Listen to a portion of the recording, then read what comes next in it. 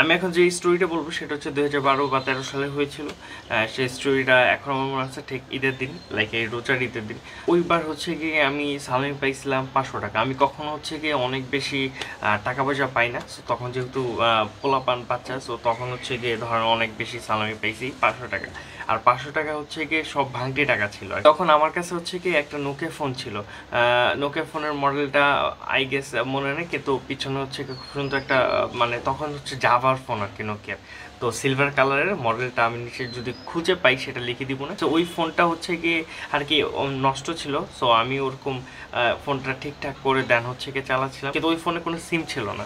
So সিম না থাকা আমি চিন্তা করছি, যেহেতু আমার কাছে এখন 500 টাকা আছে সে 2012-13 সালে, তখন হচ্ছে গিয়ে আপনার ধরেন কত 200-250 বা 350 এরকম হইলে একটা সিম পাওয়া যেত। কোনো লাইক এমনি কেনা সিম পাওয়া যেত, অ্যাক্টিভেটেড সিম। তো সারাদিন হচ্ছে গিয়ে ধরেন এলাকায় ঘুরে ফিরে বন্ধুদের সাথে অনেক চিল টিল করে দেন হচ্ছে গিয়ে আমি একটা সিম কিনেছিলাম। অ্যান্ড সিম কিনে চালানো স্টার্ট করছিলাম।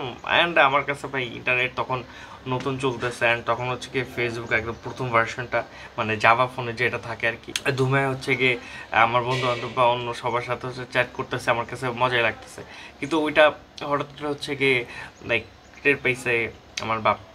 তো টের পাওয়ার পর কী করছে, ওই ফোনটা ধাপ করে পাশে একটা খাল ছিল, ফোন নিয়ে যেয়ে খালের ভিতরে ফালাই দিছে। অ্যান্ড ওই দিন অনেক বৃষ্টি পড়ছিল। তো লাইক এইবার যেহেতু রোজায় লাইক লাস্ট কয়েক রোজা ধরে হচ্ছে গিয়ে ধরেন ঈদের দিন আমার ভালো লাগে না আর কি।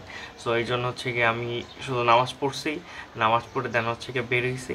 আর আমার মনে হলো যে হয়তো বা স্টোরিটা আমি ভালো করে বলতে পারিনি, বাট এটা একটু ডকুমেন্টেড থাকলো যে ওই ফোনটা আমার কাছে অনেক ফেভারিট ছিল। অ্যান্ড ওই ফোনটা একটা খালের মধ্যে ফালাই দেওয়া হয়েছে। এইভাবে ঈদ যায়।